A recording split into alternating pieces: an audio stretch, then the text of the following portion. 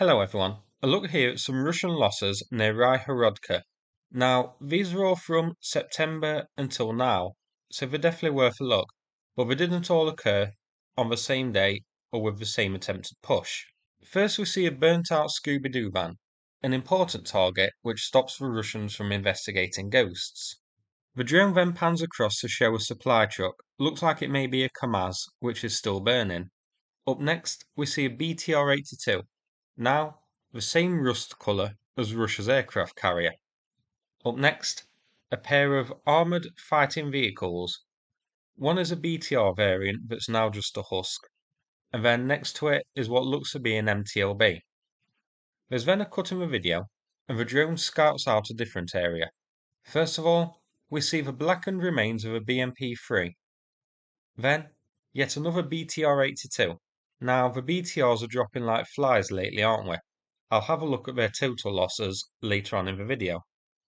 This one here looks to be in decent condition, so hopefully Ukraine can finish it off with a drone to stop Russia from recovering it. Next we have a badly burnt MTLB, and finally the blackened husk of a TOS-1. Now how do we know that is a TOS-1? Well, we have a video of it showing it getting destroyed by an FPV drone. The video is playing now. This video is from September. So pretty big losses in this area. Now I didn't recognize the name Raihorodka, but it seems fairly active. Let's take a look at the geolocation. These geolocations were done by Neon Handrail on Twitter. First though, given that this loss featured an artillery system, I just want to have a look at where Raihorodka was and how far it is from the front lines. So, you can see this is very close to the front line near Svatove, about 2 kilometers from the grey zone. So it's a bit of a risk for Russia to operate a TOS-1 here, as it's within range of all of Ukraine's weapon systems to counter them. Now, let's pop these losses onto a map. So you can see they all occurred in the same area.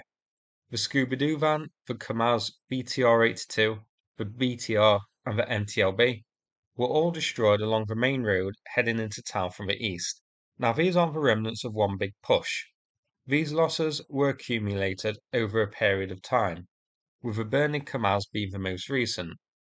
There isn't an ongoing Russian offensive here, but as we can see on deep states, Ukraine has made small gains near here, so it is an active area, and Russia may see holding it as important because we did deploy a rare and valuable TOS-1 unit to the region back in September.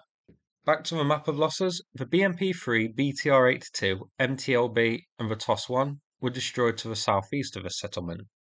So, a pretty big collection of vehicle losses here. Let's have a look at War Spotting's website. So searching Raihorodka, we can see all the recent losses from August. Many of these we have just looked at, such as the burnt out BTR and the UAZ-452, which is the proper name for the Scooby-Doo van. But there's also a new UAZ-452 as well. We see 4 BTRs on this video clip we just looked at. This is interesting because check these numbers. 724 BTRs lost so far with 31 damaged. We've seen an increase in BTR losses recently. Now, I wonder if that may be because Russia is increasingly using them as fire support and infantry support weapons right on the front lines, supporting Russian attacks, as a result of high BMP losses. Typically, Russia uses the BMP in that role, but as we saw in Avdiivka, Russia is using the BTR in that role too. And I can't help but wonder if it's because the BMP losses are so high now that the BTR has to be shoehorned in for that role. Russia had 1,500 BTR-80s and BTR-82s in service last year, so a massive chunk of the BTR-80 and 82 fleet is now gone. Now, Russia also has 800 of the older BTR-60, which entered service in 1959, and 200 of the BTR-70 in service. So far, these have only been seen in limited numbers in Ukraine. But if BTR-80 and 82 losses keep mounting, and I think it very likely they will, then I think we will soon see the 60 and the 70 being deployed to the Ukraine in bulk to make up for the shortfall. The other notable wreck we saw in the video was the TOS-1, foolishly deployed about 2 to 3 kilometers from the front line.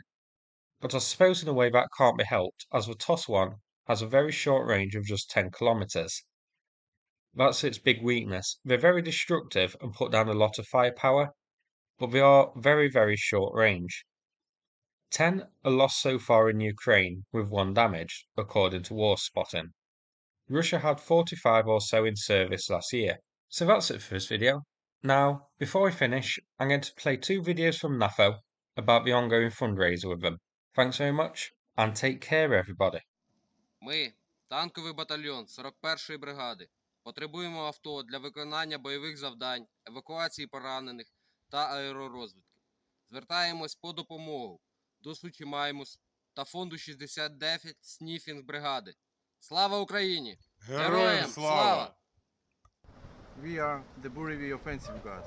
We need a pickup truck to carry out the tasks of intelligent units on the front line, to transport personnel and ammunition. We appeal to Sachimaimas and Charity Fund 69 Sniffing Brigade to help us. Слава Україні! Героям слава!